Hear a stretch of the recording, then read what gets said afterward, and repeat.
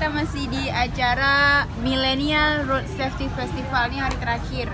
Sekarang kita bersama Bima, telur asin Aceh. Bang Andi, udah 3 hari ya di sini Bang Andi? Ya. Dan kalau expo ini kayaknya memang lebih ke promosi aja ya? Promosi produk. Gimana kesannya 2 hari belakang ini?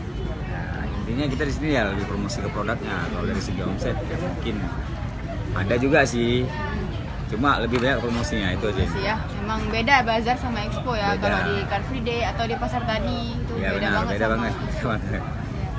Nah, gitu aja teman-teman. Jadi kalau mau cek dan tahu lebih banyak lagi tentang telur asin Aceh, silahkan di website telurasinacehbima.com.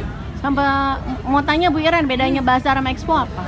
Ya itu tadi, kalau bazar kan lebih fokus kita ke penjualannya ya, kayak di Car Free Day atau Pasar Tani kemarin. Nah kalau expo ini lebih ke promosi, kita memperkenalkan bahwa di Aceh itu ada telur asin Bima ini gitu.